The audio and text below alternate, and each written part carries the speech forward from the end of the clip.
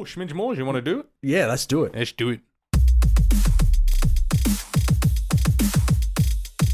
Coming at you fresh, coming from a forest to C3 Pod DTCR. I didn't realise you. Jermaine. I didn't think you were going for it at that time, so I'm just going, coming at you fresh. No. That time, that I want to isolate that audio, and I'll wait for the record contracts. But that's right, ladies and gentlemen, it is time for 233 Pod DTCR. Yes, hello with the cinema. Now, if you're tuning in now on YouTube, of course, because this is a YouTube video separate from the regular podcast on Podbean, Spotify, Apple Podcasts, and YouTube, Big Summer Blowout. Welcome, it's 2 Scuppity 3's a podcast. Yes. And if you're listening to the podcast, well, thank you for sticking around. Yes, absolutely. We've got we haven't done this before, this part of the intro. But yes. We did have something written down for this, but I think it was for the next episode. Oh, probably. Yeah, anyway, yes, Either way. The film that we got to see last weekend, was yesterday, was Sonic the Hedgehog. That's right. Sorry. Yep, you go. I was just going to say, Sonic the Hedgehog, I was there, Event Cinemas Glendale, first session. Oh, really? Bam! Straight out of the gate. First session, how many people were there? Honestly, for a midday session, I'd say about 30. Okay, that's not bad. No, that's what I mean. Session, As in, she gave me the ticket and said, you can just sit anywhere. And I was like, that's quiet. That's fair. Yeah. Went in there and I was like, oh, okay. I'll go mid on the right. There was I went to the cinema as well, and they said you can sit anywhere. I was like, is it busy? And she's going, nah, because I went there at like maybe 5:45 on a Monday night. Yeah, and that's not prime time. 2 other people in there. It was magnificent. I love that. Hey, I just have to flash back to Dr. Sleep when I sent you that snap, and I'm sitting in the center at the back, and not a soul is in there. Yeah, see, the movie died in the arms. I don't go right at the back. I go like kind of square in the middle if I can. I don't either. But then when there was no one there, I'm like, I've got to own this bitch. Yeah. And then I got to put my hand up and on you and McGregor's face on the projector because I could You're throwing popcorn at nobody. Exactly. Yeah. Anyway, we're not reviewing our down in front. Me. Anyway, so Sonic the Hedgehog, directed by Jeff Fowler, which I believe it's his first film, his debut. Oh, is it his debut? But we'll have to look into that. Written by Pat Casey and Josh Miller, starring Ben Schwartz, Jim Carrey, James Marsden, and Tika Sumpter. Distributed by Paramount Pictures, which obviously took the advantage of using Sonic's rings in the introduction graphic. Exactly, yes. The budget 100%. Was speculated between $80 to $95 million. Obviously went up to that additional $5 million after the original Sonic trailer came out, where Sonic looked horrifying. Obviously fixed up now. He looks magnificent. The animation is fantastic. We'll get into that. Yes. But the box office, as of this review, which is going to be released on the 19th of February. Yes. YouTube, Facebook, blah, blah, blah, blah, blah. $13 million. $113 million, you goose. Yes. That's a turkey. Yes, that $113 million, which, as Mitch said earlier in the episode, but if you're here on YouTube, that's the biggest opening weekend for a video game film of all time, only recently overtaking Detective Pikachu, which in itself is also a good film, which has got me thinking, what's happening with video game cinema? Well, it's getting better. It's got to be growing. Yes, this was Jeff Fowler's first film, by the way. Yeah. Props to you, dude. Absolutely. One of the producers, Tim Miller, as well. Yeah. Well, really? Yeah. Oh, you didn't know that? Way to hop on board. No, I didn't know that. Yeah, but no, I think you're right. I think in the sense that these video game adaptations, it's not only the fact that they're becoming more successful. I feel like it's because the technology is being able to back up the product that people have watched. Yes. The animation style, that's obviously going to be helping because people aren't going to look at it and go, oh, it's garbage again, you know? Yeah. I mean, they did, and then they shut them the fuck down when they tried to movie Sonic, you know? And then they turned it back into a traditional animated Sonic that we all know and love. Yeah, and I think moving away from the realism really worked for this film, and we'll get to why in a moment. But the premise that you've written down here, after discovering a small blue fast hedgehog, a small town police officer must help defeat an evil genius who wants to experiment on it. Oh, that's it. That's the concept of Sonic. And I love the fact that this movie did not try in any shape, way, or form to try and overly explain what the fuck was happening at any point in time. No, he was a hedgehog. Why? Because exactly. You had the slight 3 minutes at the beginning where you found out Sonic came from another planet, and that was magnificent. That was magnificent because that really goes to show that yes, like even Super Mario, for example, the Super Mario Bros. Film. But there's things I love about it. We'll get to that in another episode someday. But the fact that they go, hey, here's the Sonic world you know and love, but here's the real simple reason why he's not there. Exactly. And they move on, and everybody's okay with it. That's it. Oh, exactly. Simple as that. That's all you need. And then they go, hey, 10 years later, this is what he's been doing. Yep. And then all of a sudden, bam, you've got some story. Yep. Simple as that, Absolutely. I love the fact that it almost was like he adopted human emotions through viewing by the fact that the whole reason this like storyline comes about with Dr. What's his name? Robotnik. Eggman. Eggman, yes. Yes. Dr. Robotnik is the fact that he was upset about really realizing that he is alone in the world. Well, I've got a bit of a little review, as I said earlier in the episode, that I do want to write these things down. Now, I'll just read what I've written, and then we can go from there, because I'm about to touch spoilers? on that. I've tried to keep it as spoiler-free as I can. Okay. So, Sonic the Hedgehog isn't... So, here's my initial, essentially, thought-out thoughts of the film. Yeah. In an engaging, light-hearted comedy, Sonic the Hedgehog is an engaging, light-hearted comedy with elements of action throughout, telling the story of the classic Sega character and Super Mario rival Sonic, who's been jumping from planet to planet, hiding his entire life to protect his power. Yes. That he possesses from those who may seek to take it. The movie is set within the events of a young Sonic who lives in a small town of Green Hills, Montana. Green Hills, is that right? Yep, where he's only known by the locals as the Blue Devil, because people know he Crazy exists. Carl. Yes, people know he exists, and there's a really good Easter egg of the meme. Yeah, drawn on the. Oh, that's right. Yes, yes. I love that. Yeah, but it's really only Crazy Carl that knows. He's brought it to everyone's attention, and they're like, real. Yeah, exactly. Yes, but when he eventually he becomes discovered after he suffers an emotional episode when playing baseball by himself, realizing how alone he really is in the universe. It's a heartwarming story of discovering friendship and belonging, wrapped in a sci-fi comedy about a teleporting supersonic blue hedgehog with no intention to make any sense of it. That was beautiful. That was basically my thoughts. That's basically Sonic. That they kept everything simple and they didn't once try to over-explain anything. Jim Carrey as Dr. Robotnik. We'll get to his performance in a moment, but in terms of the film itself, he's an asshole Tony Stark. He's got all this tech, but he never says anything like, "Oh, I'm going to press this button to make this do this, and explain it all." He's like, boop. Yeah, and it does it. No, that's exactly. Cool. That's right. And then his glove. How many times did you see him turn his back and he's just doing this? Yeah, he's just like doing all this shit, and you're like, man, that's just so arrogant, you asshole. Yeah. But do we want to address Jim Carrey? Yes, let's do it. He was Jim Carrey. He was having a blast with this film. He was Jim Carrey. And you can tell. I loved it, man. I loved every part of him. Like, everything about this screamed 90s Jim Carrey in the best way. I felt that it was a little bit toned down, I should say. Maybe it's just because it's his return to form, or he's a mature man, or mature man, I should say. Well, no, I think it was like, for anybody watching and listening, it was like a very mild Riddler.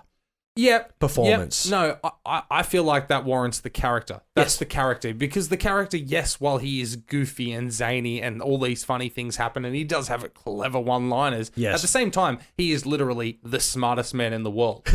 So with that character, there is an element of seriousness about it, but he doesn't realize that the seriousness of what he's trying to portray comes across as comedy. So I think that's honestly the character, and I put that down to Jim Carrey's performance. Yes. He gets this character. He gets why he's so arrogant and so, full of himself. Yeah. It's because he is the most intelligent person in the world, and that's where the comedy accidentally falls into place. Yeah, I feel there are a few moments where they do hit home, or actually like hit overboard in terms of his upbringing and how he was bullied as a child. Robotnik. How he became to be, and so certain things that he suffered as a child. How he mentions at one point he's an orphan, and then you never hear from it again. That he had a high school bully that you never hear from it again. He's revealing his deepest secrets to people he's just met, and I think that's kind of weird. But at the same time, it plays off from the character. I don't think that's him revealing his deepest secrets.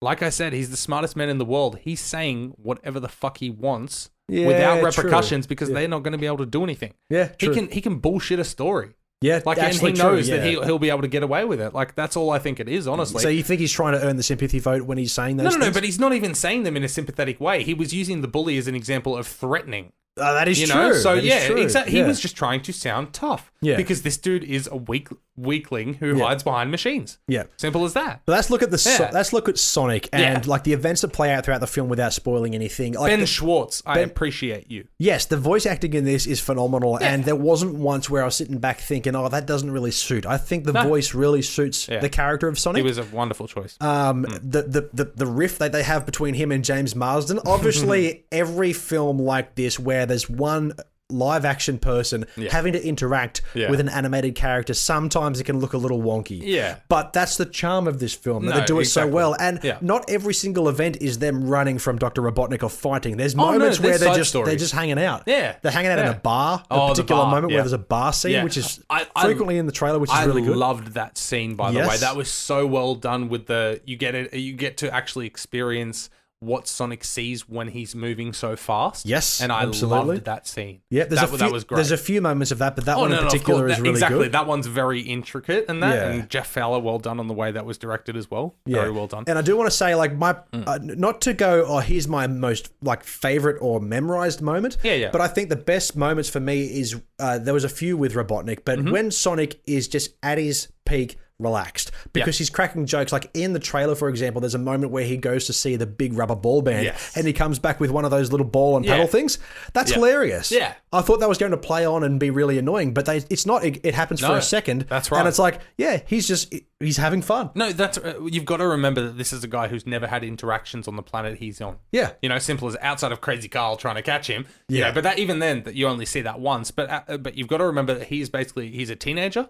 Who has never interacted with people. So when he finally gets the chance, even though his entire world and life is at stake, he's still going to have a bit of fun along the way. Yeah. And that's the charm of this film, where you've got to kind of, all right, like, let's just let this slide, even if it is a bit goofy, because you just got to remember the position he's in. Not only trying to run from Dr. Robotnik, he's filling out a bucket list. Exactly. Because he's under the impression that he has to do all these things before he leaves Earth forever.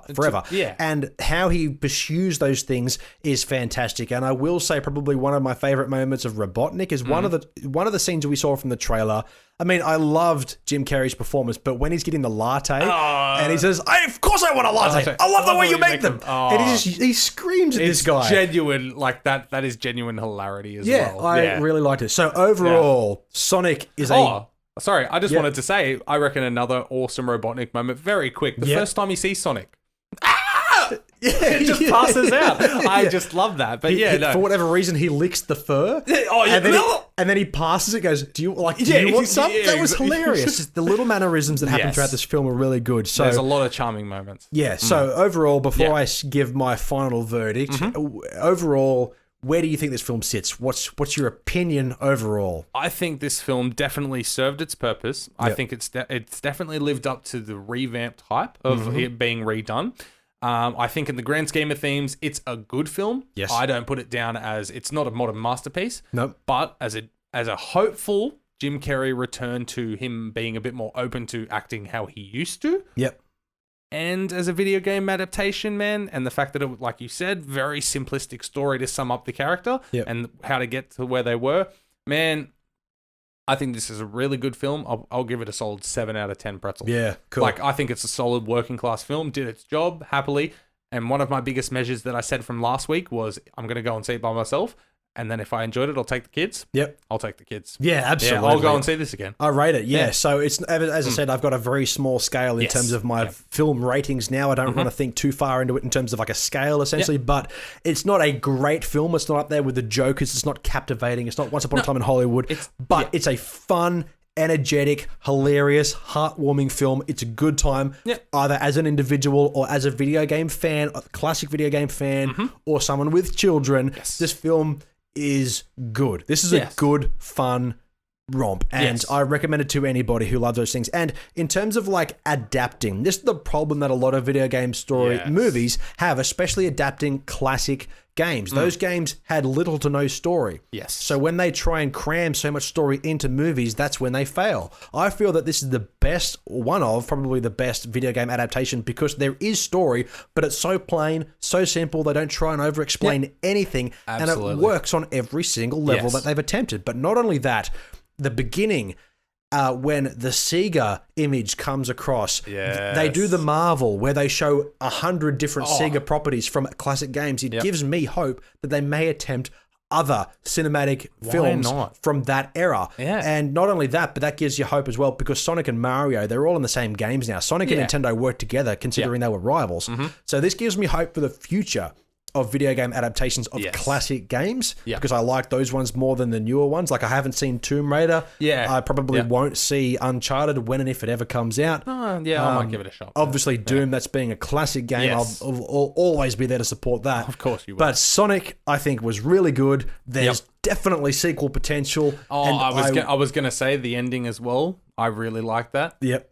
With the progression. Yes, absolutely. And the end credits where they really pay homage to the original classic Sonic. Yes. Classic video game trope of end credits, but I loved this film and I loved every moment of it. Yeah, absolutely. Well, I think that just about does it, doesn't it? That's TCTP DDCR. It does the cinema. We will see you next Wednesday for this one. But yes, absolutely. We will. For now, we'll see you next Friday. You can find us on Facebook, Instagram, and Twitter. All at 2C3Pod, of course. That's right. And wherever you're watching or listening to us, thank you. But make sure it's your preferred platform. We're available on Podbean, Spotify, Apple Podcasts, and of course, YouTube. Big summer blowout. Now, you can support the show as well if you want. If you head over to tpublic.com, get yourself a t-shirt, a mug, a sticker, or a fridge magnet. Also, head over to Patreon as well. You can join one of our many tiers, affordable tiers, if you want to get a little bit back in return. That's right. And for any business inquiries, a local podcast, or maybe you just want to get in touch with us, Two's Company, Three's a Podcast at gmail.com. Or if you don't want to subscribe to a Patreon thingy-majingy, you can hit us up on PayPal, Two's Company, Three's a Podcast at gmail.com. Absolutely. Now, new podcasts every week, every Wednesday and every Friday. Like today, you would have just witnessed that Wednesdays is news and reviews. Friday, of course, we'll see you there. It's Trailer Park at Yas or Pass. Oh, that's right. And don't forget, we have 4 YouTube videos every week. So make sure you head over there, find 2C3 Pod, and subscribe and ring that bell. Absolutely. But speaking of the 4 videos as well, just introducing a new section that we have called At Home with 2C3 Pod, Two's Company, Three's a Podcast, where we're going to be doing mini reviews essentially of the films that we watch at home throughout the week. So definitely tune into that. Only on YouTube, but you will find additional little clips on IG, Instagram TV as well. You'll certainly see them there. IG, because he's down with the kids. But yes, make sure to check that out. It's just peeling back the microphone a little bit, even though we have a microphone in our face. Yes. Just to let you know what we tune in when we're just laying in bed, cruising around at home, what we're going to try and watch, Absolutely. But thank you, everybody, for tuning in. It's been Two's Company, Three's a Podcast. Happy Wednesday. We'll see you Friday. My name is Dylan, as always, with my co-host, Mitchell. And do not forget, we are Two's Company, but you are the podcast. Hey, thanks for checking out that video of Two's Company, Three's a Podcast. We really appreciate it. Wasn't it really something? Why don't you drop a comment down below while you're still here on what you thought about that video. And once you're done, go check out the next video. Feel free to hit subscribe as well. I think it'll be a really good investment for your future.